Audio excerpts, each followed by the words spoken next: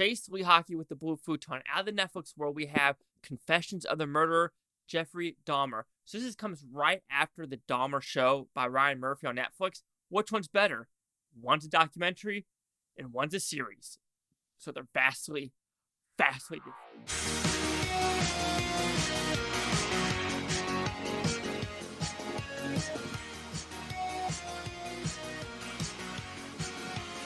So Confessions of a Murderer, the Jeffrey Dahmer's tapes. So this is basically like when they do the John Wayne Gacy one. I think another one. This is the third one in the series where it takes tapes that I've never heard before and just why did he do it? What was in his headspace and everything like that. So I like this documentary. I thought it was a good one, but it didn't have the right punch of the Gacy one. Maybe just because of Dahmer as a person. Because Dahmer, when he got arrested, when he was in jail, he says, I know I did this. I fucked up. I did this. I'm evil, etc., etc. Like, I have only myself to blame. While you have John Wayne Gacy and other people that like almost like put up the Heisman Trophy, like, no, that wasn't me. It wasn't me. While Dahmer was kind of like calm of like, yeah, I killed people. I don't have an excuse. So maybe that was just a little bit diminishing to me. But it wasn't just that part. I enjoyed talking or getting interviewers from the lawyers, the police officers, and some reporters back in the day. But there were some people in the story where you're just like, you're pushing an agenda that you have no clue on, that it's based off no facts whatsoever. So with that, I'll get a positive of the story. I think hearing these tapes are interesting and fascinating, as well as some of the interviewees, which this is where the liberty of this series, the Temple series, series should have done a little bit more research, because I know most of that series was talking about the black neighbor. Well, in real life, it was a black male neighbor across the hall where Jeffrey Dahmer gave him $60 for a wedding gift, or basically went over there to try to play cards. You know, Jeffrey Dahmer was kind of like, no, a loner. That is what the character should have been in the series. Someone real, someone who actually interacted with Jeffrey Dahmer, not on a daily basis, but maybe on a weekly basis. So it's like, why add that? Why do something like that? It doesn't make sense for me. But I enjoyed how this put more light into that, just other neighbors, as well as the building. While in the series, the people were like, oh no, we want to stay in this building. No, apparently the whole building, people said, no, we agree, we need to tear this building down. While the series is basically like they're fighting for it, like, no, this is our home. That didn't happen. And then the black lady's daughter, like, throwing the camera, that didn't happen. So it's just like, if you have a true story like Jeffrey Dahmer, why add racial just shit that doesn't need to be in it? And that is where I'm starting to go into the negatives. There are some people that basically like Jeffrey Dahmer did it because he was racist.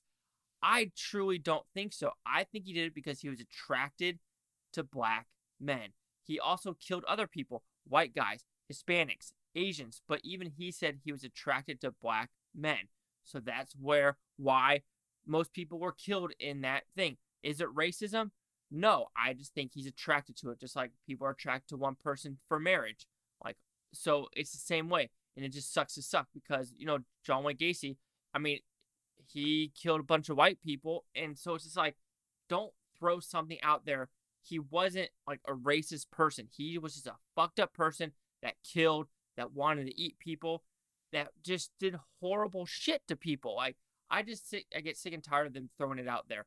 And there are some things where in the community where the cops are told, you know what, if it is a gay homosexual relationship, try to be nice to them, try to understand what they did. It's not homophobia. It was more of a, you know what, maybe they are a couple, go to it. Should the police done more? Absolutely, to be like, wait, red flag, timeout, something's not right.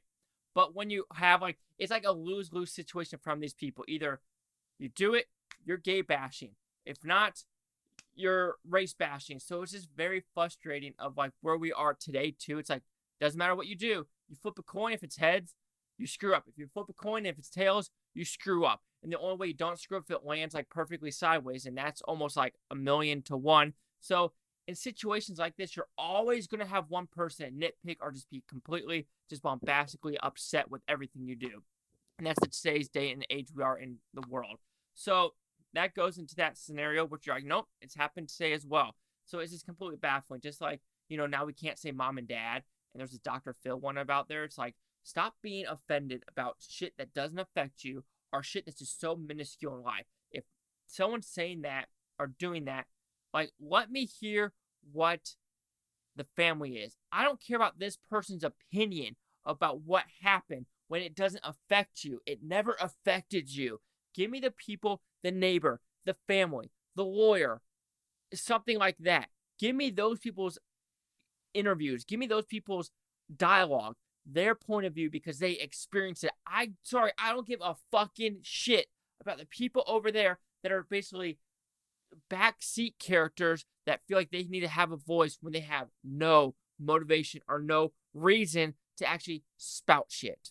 So overall, Confessions of a Murderer, Jeffrey Dahmer, it was fine, but overall I just think it was a little bit boring compared to the other ones. I wouldn't say how it was filmed, but maybe just because Jeffrey Dahmer's character was just like, he did it, he confessed, he really didn't have any drama behind it because he's like, I deserve to die. So that's kind of weird. I know. So Confessions of a Murderer, Jeffrey Dahmer will receive a 2.5 out of 5 with Futon, which equals at 50%. So see the critics' news scores gave this one. So sorry, Confessions with the Killer. Critics, there's 3 of them. Audience score 100%. Let's see what the critics are saying. Negative, positive, positive. So there we go. That's a 66, 50, 100. She's stuck with the Blue Futon. Like, comment, subscribe.